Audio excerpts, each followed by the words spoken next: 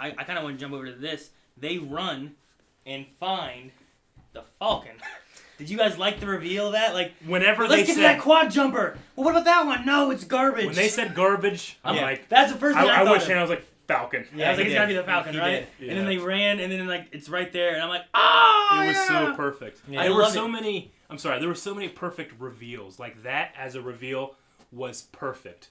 Han and Chewie coming on was perfect. I wrote down. Totally didn't expect Han and Chewie to come on right then. I wrote down in my notes like my face hurts because I was smiling too hard. Yeah. When 3PO steps in front of Leia, Yeah. that was perfect. Yeah. When in that moment with Leia and Han just staring at each other for like 15 seconds with no dialogue was one of my favorite parts of the movie. I teared up. Yeah. I definitely teared up. I'm tearing up fucking thinking about it. Yeah, he is. Yeah. So I love the Falcon reveal. I was surprised at how well Rey could fly it. You know what I mean? Like I kind of was too. I wasn't quite expecting that. Surprised by how well Rey did a lot of things. Well, yes, but I immediately, when she started doing that kind of stuff, was thinking this chick has the Force.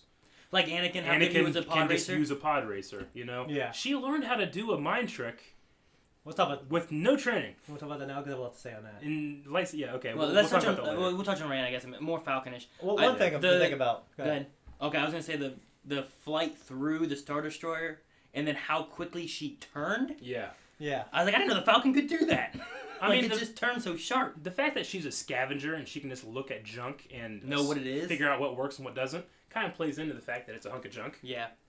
One thing, this is, well, it made me think, when you mentioned the Falcon, it made me think of this.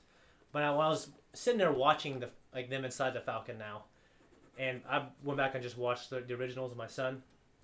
Do you ever think about how, okay, back then George was making a futuristic setting of what he thought, well, maybe this will, like it wasn't futuristic, it was a long time ago, but a futuristic technology, and you wonder, because you see how technology has progressed since then, you're thinking, well, that would probably be wireless, stuff like that. What?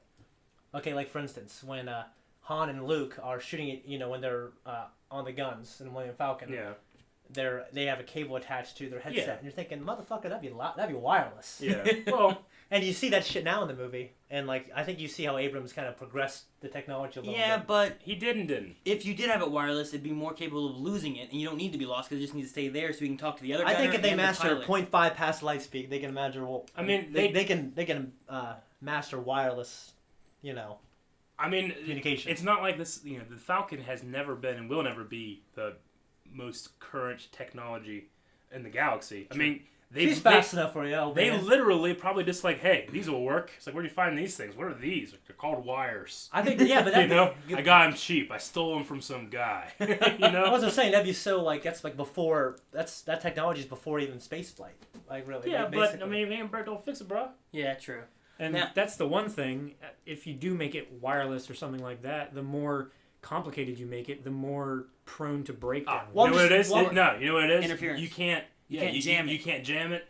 It's a closed circuit. You can't hack into it. Yeah. You can't tell what you're gonna say. They're just talking. Well, it's not just that. Okay, I think that's a really good reasoning because if you can hack into a wireless signal, you can hear exactly what they're planning, what they're doing. Yep. You just have it all closed circuit with great, wires kid. connecting everything. You're fine. Well, that's just one example. No, you know how they picked up the Falcon on their scanners. Yeah.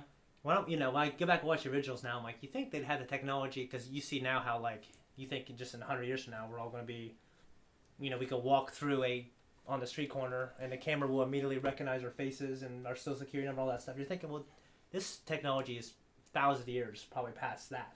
Yeah. So you would think that you couldn't get on something like the Millennium Falcon without the Empire immediately. I mean, yes, but I mean, that's assuming that every single planet, their technology progressed linearly the same way. Yeah, I mean, I have a phone that can do pretty much anything I want to do, like when it comes to technology. But if I go ride my bike, I can't have my bike check Google for me. It's just, there probably is awesome technology like that. It's not found in the Falcon. It's not found in certain parts like this. Yeah, I think that's a good reasoning. Yeah. I mean, it's a freighter for crying out loud. Yeah. The one thing I loved with the Falcon, when Finn jumped on the gun, they didn't change what it looked like. No, no. Like the way that the little red squares yeah. were, and like it looked Like the user interface? It looks like a TIE fighter almost. You know what I mean? Yeah. And even the way it moved, like Finn was confused because this is pretty old tech. Yeah. Yeah, Like, it was he's like like, moving his I chair can't, around. I can't do this stuff. And I even wrote down there's 2 different shots of that sequence when they're being chased by 2 TIE fighters. One is before they go into the engine. She like goes up and then like turns the engines off.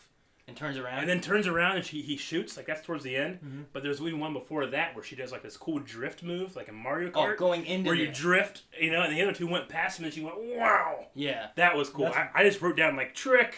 Yeah. Yeah. I noticed a lot more.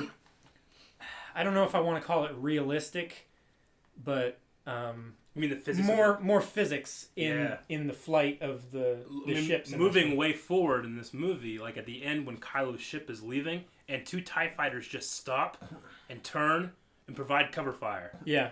That's something we've never seen. We've never seen.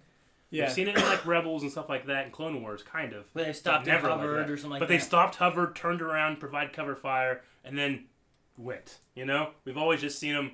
Wow. You know, that was really cool. And so, physics-wise, yes, we saw so much cool things. Like whenever they're on Starkiller Base and going through the trees and shit. I mean, we've never seen the Falcon do that. No. We've never seen I thought it was Falcon gonna take break. any of it. Yeah. Yeah, I thought it was too. Yeah. I mean, they did have shields and stuff then.